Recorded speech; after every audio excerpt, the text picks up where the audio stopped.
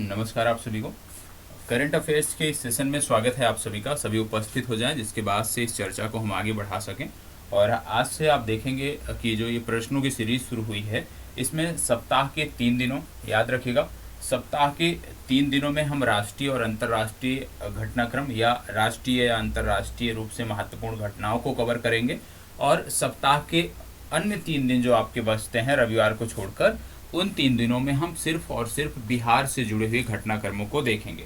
और बिहार से जुड़े हुए घटनाक्रमों की इस 68वीं बीपीएससी के लिए ये दूसरी वीडियो आपको मिलने जा रही है, तो इसको ध्यान से आपको देखना है, ठीक है। और जो इसमें फैक्ट बताए जाए, ठीक है, जो इसमें फैक्ट बताए जाएं उसको अच्छे से नोट करना है, क्योंकि इसमें हमने अक्टूबर तक, याद रखिएगा, अक्टूबर तक के जो घटनाक्रम है बिहार राज्य विशेष के, उसको हमने कवर किया है। और अक्टूबर के बाद फिर नवंबर, दिसंबर, जनवरी तक के जो घटनाक्रम है वो लास्ट में जब आपकी परीक्षा नजदीक आएगी उस दौरान हम करा देंगे।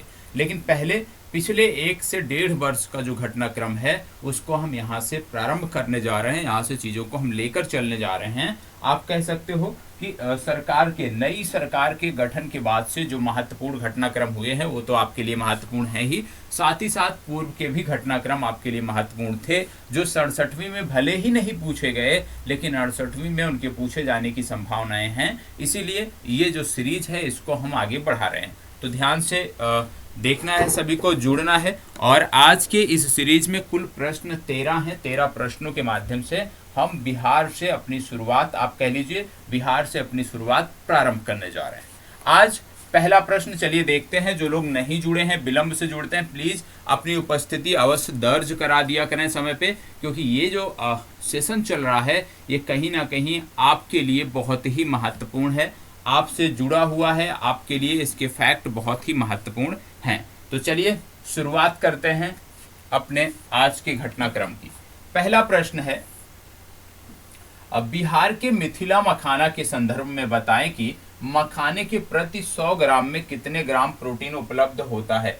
देखो, मिथिला मखाना चर्चा में था, आप सब जानते हैं, जीआई टैग मिला था जिसके कारण ये चर्चा में था। तो प्रश्न ये हमने नहीं पूछा, हमने पूछा है कि भाई जो मखाना है, मखाना चर्चा में है, मखाना चर्चा में है तो कम से कम आपको पता होना चाहिए कि मखाने में कितने ग्राम प्रोटीन होता है, कितना ग्राम फाइबर होता है और क्या क्या चीजें मखाने में होती हैं। तो यहाँ पे जो प्रश्न पूछा जा रहा है वो बोला जा रहा है मखाने के प्रति 100 ग्राम में कितने ग्राम प्रोटीन उपलब्ध होता है, यह आपको बताना है। याद रखिएगा, यदि हम चिकित्सकीय जो परामर्श के अनुसार देखें तो मखाने का जो सेवन है प्रतिदिन 4 से आप कह सकते हो 6 या अधिकतम आप कह सकते हो 10 मखाने का ही सेवन करना चाहिए, इससे ज्यादा का सेवन नहीं करना चाहिए। चलिए इसको बताइएगा कि कितने ग्राम प्रोटीन उपलब्ध होता है। 4 विकल्प आपके सामने हैं। याद रखिएगा, सबसे पहले मैं यहाँ पे बता दूं फाइबर कितने ग्राम होता है, तो फाइबर होता है 14.5 ग्राम, ठीक है। प्रत्येक 100 ग्राम में 14.5 ग्राम फाइबर होता है मखाने में, ये पता होना चाहिए। मखाने में प्रोटीन की जो मात्रा है यदि हम प्रति 100 ग्राम देखें तो 9.7 ग्राम लगभग होती है, ठीक है। अब कहीं कहीं 10 ग्राम दिया होगा तो उसको भी आप सही मानोगे, तो आप ये मान लेना है कि ठीक है कि यदि कहीं पर विकल्प में 9 से 11 ग्राम के बीच दिया है उसको आप टिक करोगे सही, ठीक है। तो 9 से 11 के बीच में यदि हम देखें तो पहले विकल्प में दिया है, ज्यादातर जगहों पर 9.7 ग्राम बताया गया है, इसलिए यहाँ पर भी हम 9.7 ग्राम को ही सही मानेंगे, इसी को टिक करेंगे। 14.5 ग्राम इसमें फाइबर होता है और फाइबर के अतिरिक्त मखाने में याद रखिएगा कैल्शियम भी पाया जाता है, ठीक है। मखाने में कैल्शियम भी पाया जाता है, इसको भी आपको याद रखने की जरूरत है। चलिए बढ़ते हैं आगे और देखते हैं दूसरा प्रश्न। प्रश्न संख्या 2, हाल ही में लंगट सिंह, ध्यान दीजिएगा, हाल ही में लंगट सिंह कॉलेज में स्थापित एक 100 साल पुरानी खगोलीय वेधशाला को यूनेस्को की धरोहर सूची में शामिल किया गया है। इसका संबंध बिहार के किस राज्य से है। याद रखिएगा, बोला जा रहा है हाल ही में लंगट सिंह कॉलेज। अब ये लंगट सिंह कॉलेज है कहाँ पे, ये महत्वपूर्ण होना चाहिए, क्योंकि यहाँ पे एक 100 साल पुरानी खगोलीय वेधशाला थी जिसको यूनेस्को की धरोहर सूची में शामिल किया गया है। तो यही पूछा जा रहा है कि ये कॉलेज है कहाँ पे, ये खगोलीय वेधशाला है कहाँ पे, आपको बताना है।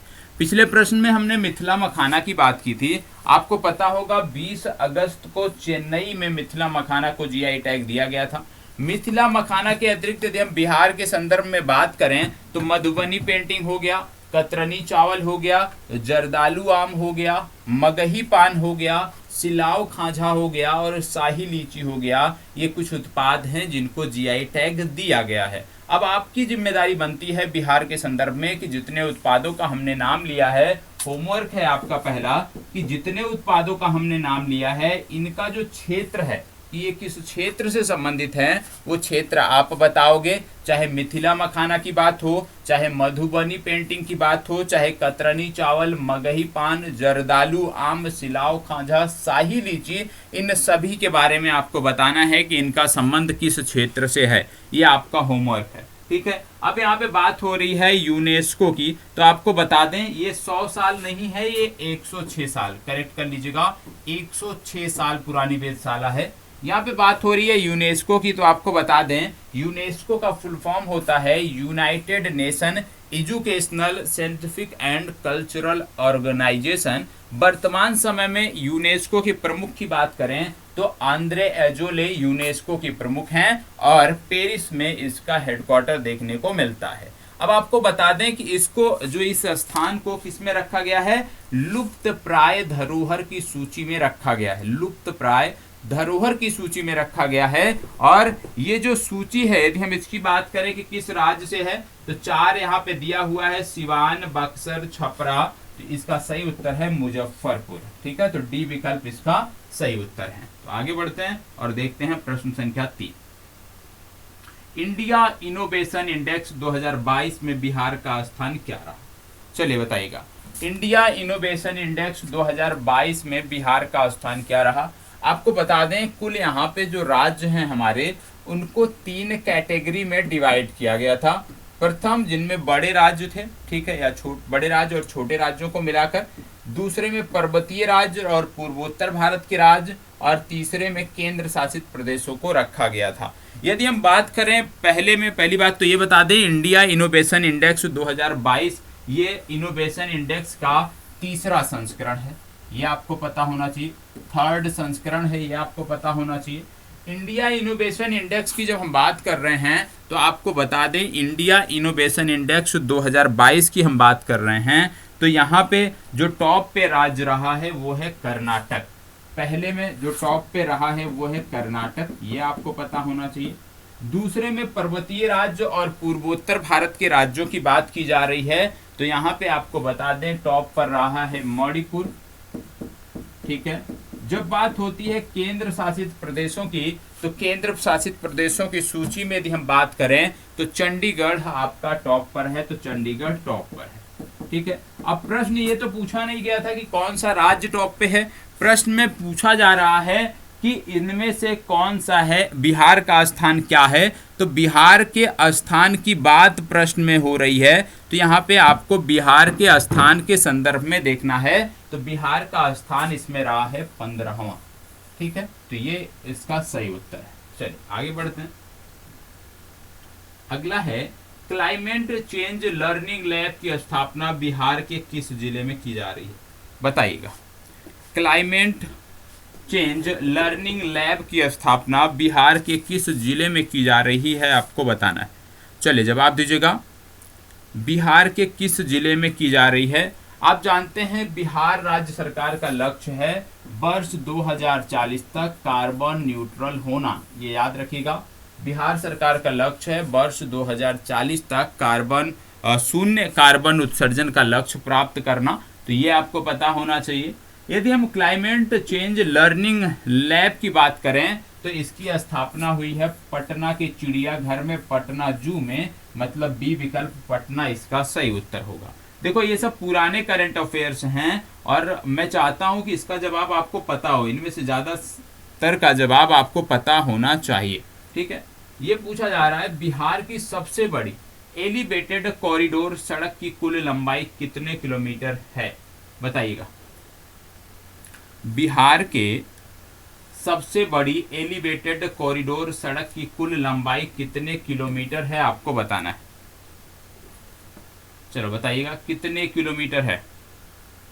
आप जानते हैं दानापुर से बीहटा के बीच ये बन रही है एलिवेटेड रोड, और दानापुर से बीहटा के बीच इसकी जो कुल लंबाई है वही कितनी है, वही पूछी जा रही है। बताइएगा सबसे पहली बात, कहां से कहां तक बन रही है, दानापुर से बीहटा के बीच बन रही है, ये आपको पता होना चाहिए। ठीक है, अब लंबाई कितनी है तो याद रखिएगा 21 किलोमीटर, बी विकल्प इसका सही उत्तर है। ठीक है, चलिए आगे बढ़ते हैं।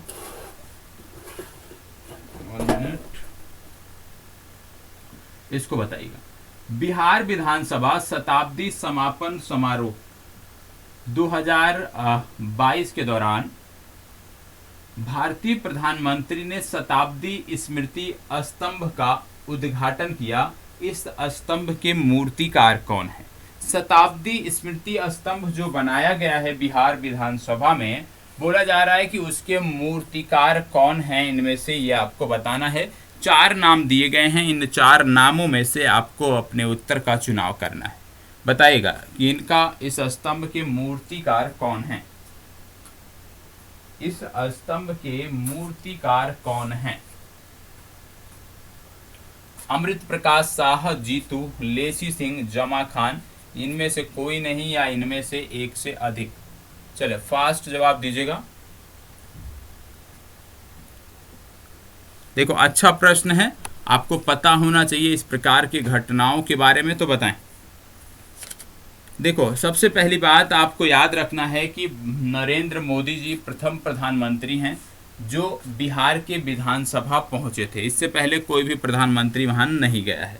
अब बिहार की बात हो रही है तो आपको पता होगा वर्ष 1919 के गवर्नमेंट ऑफ इंडिया एक्ट के द्वारा बिहार और उड़ीसा को स्वतंत्र प्रांत के रूप में स्थापित वर्ष 1920 में किया गया था, और सत्येंद्र प्रसाद सिन्हा को जो है यहाँ पे प्रथम राज्यपाल या प्रथम गवर्नर बनाया गया था।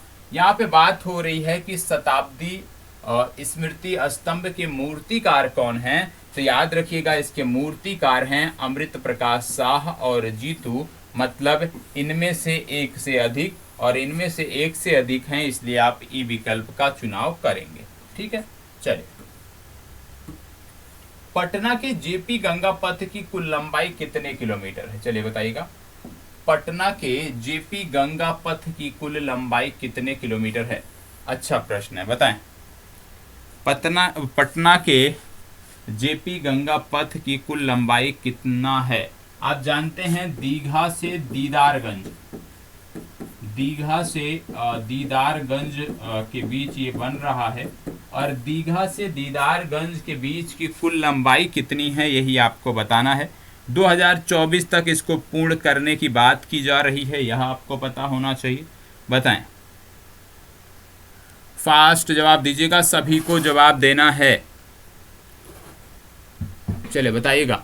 और आपको यह भी बता दें कि देश का सबसे बड़ा जो स्टील ब्रिज है ना, उसको बोलते हैं गांधी सेतु, और गांधी सेतु की यदि लंबाई की बात करें तो 5.6 किलोमीटर है। इसका भी लोकार्पण 30 जुलाई को किया गया, तो इसको भी याद रखना है गांधी सेतु के बारे में। और यहाँ पे बात हो रही है दीघा दीदारगंज के बारे में, तो इसकी कुल लंबाई है 20.5 किलोमीटर। ये विकल्प आपका सही उत्तर है। ठीक है, चलिए। बिहार सरकार की प्लग एंड प्ले पहल का संबंध किस क्षेत्र से है? अच्छा प्रश्न है। प्लग एंड प्ले पहल का संबंध किस क्षेत्र से है? बताइएगा। बिहार सरकार की ये जो पहल है प्लग एंड प्ले, इसका संबंध किस क्षेत्र से है आपको बताना है। खेल, उद्योग, पर्यावरण, महिला सुरक्षा, या उपयुक्त में से कोई नहीं, उपयुक्त में से एक से अधिक। बताइएगा किस क्षेत्र से है आपको बताना है। आपको पता है इसके अंतर्गत 5 जिलों में प्री फैब्रिकेटेड शेड का निर्माण किया जा रहा है। इनमें एक है भागलपुर में, दूसरा मुजफ्फरपुर में, तीसरा हाजीपुर, चौथा पश्चिमी चंपारण, और 5वां बीहटा में आपको देखने को मिलेगा। आपको बता दें ऐसे उद्यमियों की मदद करना इस योजना का लक्ष्य है जो जमीन ना मिलने के कारण या जमीन की अनुपलब्धता के कारण अपनी फैक्ट्री बिहार में नहीं स्थापित कर पा रहे हैं। तो ऐसे उद्योगपतियों को इसमें मदद की जाएगी, उनको जमीन मुहैया कराई जाएगी और इस योजना का नाम है प्लग एंड प्ले पहल। ठीक है, चलिए, तो इसका संबंध है बी विकल्प उद्योग से। निम्नलिखित में से बिहार के किस जिले में हाल ही में पेट्रोलियम भंडार की पुष्टि हुई है? बिहार के किस जिले में हाल ही में पेट्रोलियम भंडार की पुष्टि हुई है, बताएं। बिहार के किस जिले में हाल ही में पेट्रोलियम भंडार की पुष्टि हुई है? फास्ट जवाब दीजिएगा। बक्सर, पूर्णिया, किशनगंज, पूर्वी चंपारण। कहाँ पे हुई आपको बता दें, ओएनजीसी को ये दे दिया गया है शोध करने के लिए, और ये जो पुष्टि हुई है 2 जगहों पर हुई है। पहला है समस्तीपुर और दूसरा है बक्सर। कहाँ कहाँ? पहला है समस्तीपुर और दूसरा है बक्सर, लेकिन यहाँ पे समस्तीपुर नहीं दिया है, इसका मतलब ए विकल्प आपका सही उत्तर है, लेकिन दोनों याद रखिएगा, बक्सर और समस्तीपुर। चलिए आगे बढ़ते हैं। हाल ही में गिद्धेश्वर पर्वत पर पुरातात्विक अवशेष की प्राप्ति हुई है। यह पर्वत किस जिले में स्थित है? ये जो पर्वत है, यहाँ पे घने जंगलों के बीच पुरातात्विक अवशेष हमें मिले हैं, और ये जो अवशेष हमें प्राप्त हुए हैं ये प्रागैतिहासिक काल के अवशेष हैं। तो आपसे पूछा जा रहा है कि ये किस जिले में स्थित है पर्वत, आपको बताना है। चलिए बताइएगा कि गिद्धेश्वर पर्वत कहाँ स्थित है। आपको बता दें, लछुआर एक स्थान है जहाँ पर यह स्थित है। जिले की यदि हम बात करते हैं तो नवादा, कटिहार, बांका और जमुई में से यदि हम बात करें तो इसका संबंध जमुई जिले से है। चलिए आगे बढ़ते हैं। निम्नलिखित में से किस स्थान पर बिहार में फ्लोटिंग सोलर पावर प्लांट लगाया जाएगा? किस जिले में बिहार में फ्लोटिंग सोलर पावर प्लांट लगाया जाएगा, आपको बताना है। चलिए बताइएगा, फ्लोटिंग सोलर पावर प्लांट कहाँ लगाया जाएगा? 2 स्थानों पर, एक है नवादा, एक है कैमूर। तो नवादा और कैमूर 2 जिलों में ये लगाया जाएगा। स्थान का नाम क्या है ये आपको बताना है। ऐसे मैंने जिलों का नाम बता दिया। आपको बता दें कि पहला है नवादा के फुलवरिया में, ठीक है, और दूसरा यदि हम बात करें तो पहला हो गया नवादा के फुलवरिया में, दूसरा आपको देखने को मिलता है दुर्गावती, और दुर्गावती कहाँ पड़ता है? कैमूर में पड़ता है। ठीक है, तो आपको याद रखना है फुलवरिया और दुर्गावती में जो है फ्लोटिंग सोलर पावर प्लांट लगाए जाएंगे। इनकी क्षमता 20 मेगावाट और 30 मेगावाट होगी। याद रखिएगा, यदि आपसे पूछ लिया जाए बिहार का पहला फ्लोटिंग सोलर पावर प्लांट कहाँ लगाया गया, तो आप टिक करोगे दरभंगा, क्योंकि पहला कहाँ लगा है? पहला लगा है दरभंगा में। यह भी जानकारी आपको रखनी है। चलिए आगे बढ़ते हैं। देश का पहला पशु विज्ञान विश्वविद्यालय कहाँ पर बनेगा? देश का पहला पशु विज्ञान विश्वविद्यालय कहाँ पर बनेगा, आपको बताना है। चलिए बताइएगा, देश का पहला पशु विज्ञान विश्वविद्यालय कहाँ पर बनेगा? देश के पहले पशु विज्ञान विश्वविद्यालय का उद्घाटन भी हो चुका है और यह पटना में बनेगा, तो याद रखना है। ठीक है, चलिए आगे बढ़ते हैं। बिहार में पक्षी गणना के दौरान सबसे ज्यादा जलीय पक्षी कहाँ मिले हैं? बताइएगा, सबसे ज्यादा जलीय पक्षी कहाँ मिले हैं? 4 विकल्प दिए हैं, इन चारों में से आपको चुनाव करना है। सबसे ज्यादा कहाँ पर मिले हैं आपको बताना है। बताइएगा, गोगाबील, इंद्रपुरी, नागिनकटी या वाल्मीकि। याद रखिएगा, सबसे ज्यादा मिले थे गोगाबील में 4973, इसके बाद इंद्रापुरी बैराज में। तो यहाँ पे गोगाबील झील दिया है, यही आपका सही उत्तर होगा। देखो, आज से शुरुआत है तो आज प्रश्न कम रखे गए हैं बिहार वाले में। अब बिहार से जुड़े हुए घटनाक्रम जब भी होंगे, कम से कम आपको 30 से 40 प्रश्न देखने को मिलेंगे। जो पहले प्रश्न में होमवर्क दिया गया जीआई टैग के क्षेत्रों के बारे में बताने को, उसको अनिवार्य रूप से करिएगा। और अब अपने स्तर से हम चीज़ों को बेहतर करने का प्रयास कर रहे हैं आपकी परीक्षा के दृष्टिगत, तो आपको भी वो मेहनत करनी है। बाकी कोई भी डाउट होता है, कुछ भी सुझाव हैं, तो आप कमेंट बॉक्स के माध्यम से दे सकते हैं। चलिए, धन्यवाद, बहुत बहुत आभार।